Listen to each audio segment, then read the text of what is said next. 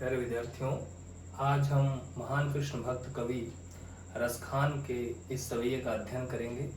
इसमें रसखान ने गोपी के भगवान कृष्ण के प्रति प्रेम को दर्शाया है, साथ ही उसके मन में बांसुरी के प्रति जो एक सौतिया डाह है, ईर्ष्या भाव है, उसको भी इसमें व्यक्त किया गया है। तो इससे रसखान के स्त्री मनोविज्ञान का बड़ा ही ज्ञाता होने का परिचय मिलता है। कहते हैं, मोर पंखा सिर ऊपर राखी हूँ। कहती हैं कि मैं कृष्ण से प्रेम करती हूँ, तो हे मेरी सखी, मैं श्री कृष्ण के लिए उन्हीं के जैसी वेशभूषा धारण करूंगी। मोर पंख जो अपने सिर पर श्री कृष्ण धारण करते हैं, उस तरह से मोर के पंखों को मैं भी अपने सिर के ऊपर रखूंगी। यानी कि जिस तरह से श्री कृष्ण मोर पंख को अपने सिर के ऊपर धारण करते हैं, उसी तरह से मैं भी मोर पंख को अपने सिर पर धारण करूंगी।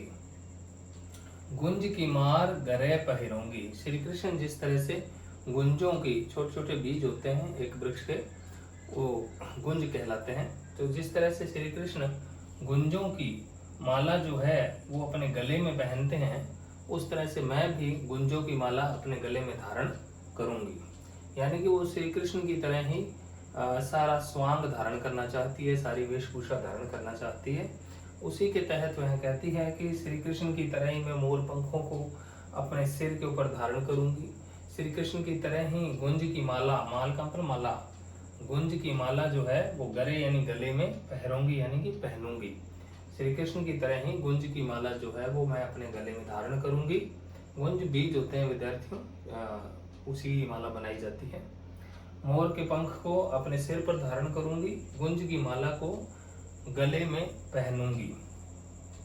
ओढ़ पीताम्बर। श्री कृष्ण जैसे पीताम्बर ओढ़ते हैं, पीला वस्त्र ओढ़ते हैं। पीताम्बर का अर्थ होता है विद्यार्थियों पीला वस्त्र। श्री कृष्ण पीला वस्त्र पहनते थे, इसलिए उनका एक नाम पीताम्बर भी है।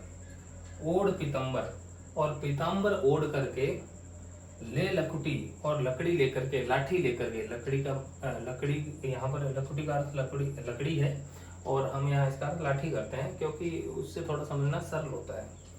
पीताम्बर ओढ़ करके और लकड़ी लेकर के अर्थात लाठी लेकर के वन में जाकर के गोधन का मतलब होता है विद्यार्थियों गाय। गोधन किसे कहते हैं? गाय को। वन के अंदर गोधन को यानी गायों को लेकर के ग्वारन का अर्थ होता है ग्वाले, जो ग्वाले गाय वगैरह चलाते हैं उनको ग्वारन कहा गया है, ग्वाले। संग फिरूंगी, उनके साथ में फिरूंगी। अर्थ ये है, वो कहती है जिस तरह से श्री कृष्ण लाठी लेकर के ग्वालों के साथ में गायों को चराने के लिए वन के अंदर जाते हैं, उसी तरह से मैं भी पीताम्बर ओढ़ करके और लाठी लेकर के जंगल के अंदर ग्वालों के साथ गाय चराने के लिए फिरूंगी। अर्थात श्री कृष्ण जो कृत्य करते हैं वो कृत्य मैं करूंगी। ओढ़ पीताम्बर ओढ़ करके, लकड़ी अपने हाथ में लेकर के, लाठी हाथ में लेकर के वन के अंदर गायों को लेकर के ग्वालों के साथ में मैं फिरूंगी। जैसे श्री कृष्ण फिरते हैं उसी तरह से गायों को चराती हुई मैं भी जंगल के अंदर ग्वालों के साथ साथ फिरूंगी। जो कृष्ण करते हैं वो करूंगी। भाव तो वही मेरो रसखानी। रसखान कहते हैं कि वो गोपी कहने लगी, भाव तो वही, मेरा भाने वाला तो वही है। मेरो यानी मेरा, वही यानी वही, भाव तो यानी भाने वाला, मेरा भाने वाला तो वही है। अर्थात मुझे तो पसंद है वो तो वही है, अर्थात श्री कृष्ण ही मुझे पसंद है। ठीक है। सो तेरे कहे सब स्वांग करूंगी। तो हे सखी, तेरे कहने पर मैं सारे स्वांग का अर्थ होता है वेशभूषा धारण करना, किसी के जैसे वस्त्र धारण करना। तो वो कहती कि हे सखी, तेरे कहने पर, सो तेरे कहे, सो इसलिए तेरे कहने पर सब स्वांग करूंगी। सारे स्वांग, सारी वेशभूषा मैं वैसी की वैसी कर लूंगी जैसी तुम कहेगी, क्योंकि मेरा भाने वाला तो श्री कृष्ण है। मुझे श्री कृष्ण पसंद है, उनसे मैं प्रेम करती हूँ, इसलिए हे सखी तू जो कहेगी वैसी वैसी वेशभूषा मैं धारण कर लूंगी। या मुरली धर की अधरान धरी।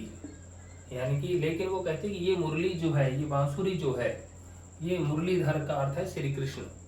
ये मुरली यानी कि ये बांसुरी जो है, मुरलीधर का अर्थ है श्री कृष्ण, कि अधरान धरी, अधरान का मतलब होता है होंठों पर, धरी यानी धारण की हुई, लेकिन ये मुरली तो श्री कृष्ण ने अपने होंठों पर धारण की है।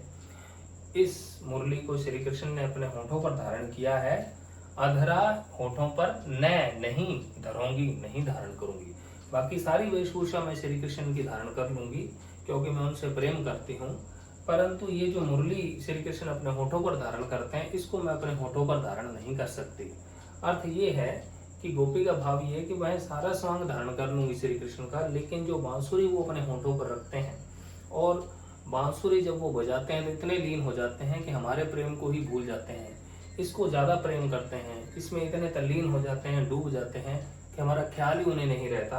अतः गोपी का कहने का भाव यह है कि इससे ज्यादा प्रेम करते हैं, इसलिए इससे मुझे ईर्ष्या है, ये मुझे अच्छी नहीं लगती, इसलिए मैं इसको अपने होठों पर नहीं धारण कर सकती। बाकी सारे वेशभूषा, सारे स्वांग को धारण कर लूंगी, बांसुरी नहीं धारण करूंगी, क्योंकि यह श्री कृष्ण के हमसे भी अधिक निकट है। श्री कृष्ण इसको ज्यादा तवज्जो देते हैं, हमें कम देते हैं, इसलिए मैं इसको अपने होठों पर धारण नहीं करूंगी। तो गोपी का बांसुरी के प्रति एक ईर्ष्या का भाव जो है वो प्रकट हुआ है, सौतिया डाह प्रकट हुआ है। वो ऐसा समझती है ये हमारी सौत है, श्री कृष्ण हमसे ज्यादा इसको मूल्य देते हैं, इसको बजाने लगते हैं तो तल्लीन हो जाते हैं, हमारा विचार, हमारा ख्याल उनके मनोमस्तिष्क से निकल जाता है। या मुरली मुरलीधर की अधरान धरी, ये मुरली जो है श्री कृष्ण के होठों पर धारण की हुई है, होठों पर रख करके उन्होंने इसको बजाया है। अधरा न धरूंगी, अधरा यानी होठों के ऊपर मैं नहीं धारण करूंगी। विद्यार्थियों, इस पूरे सवैये की भाषा जो है मोटी मोटी बता देता हूँ, ब्रज है इसकी, और अलंकार इसके अंदर यमक है। यमक कैसे है, यहाँ अधरान शब्द आया, अधरान का मतलब है होठों पर, अधरान का मतलब है यहाँ पर होठों पर, और यहाँ है अधरा न, इन दोनों को यहाँ तो जोड़ा गया है, यहाँ तोड़ा गया है। तो जब एक ही शब्द को चाहे जोड़ के चाहे तोड़ के उसके अलग अलग अर्थ किए जाते हैं, तो वहां पर आपको पता ही है विद्यार्थियों, यमक अलंकार होता है। जैसे कि आपने बिहारी का दोहा सुना ही है, कनक कनक ते सौ गुनी मादकता अधिकाय। तो उसी प्रकार से यहाँ अधरान और अधरान दो बार आया है, लेकिन अर्थ जो है अलग अलग है। हालांकि अर्थ जो है तोड़ के और जोड़ के किया, यहाँ तो नया जुड़ा हुआ है तो इसका अर्थ है होठों पर, यहाँ अधरा से नया जो है अलग है, इसका अर्थ है होठों पर नहीं।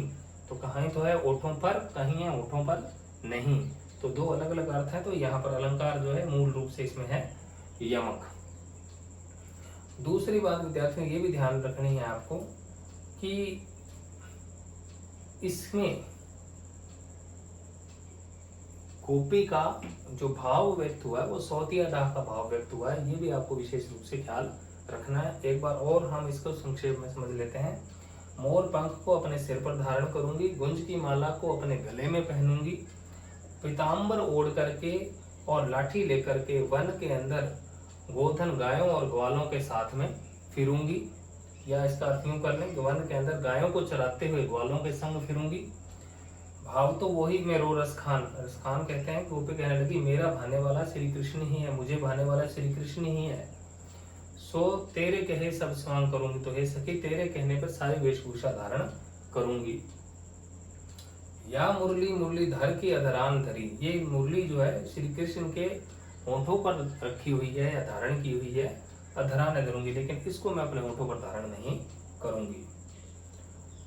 तो यहाँ पर यमक है, भाषा ब्रज है, और गोपी का सौतिया डाह जो है इसमें व्यक्त हुआ है। आज इतना ही।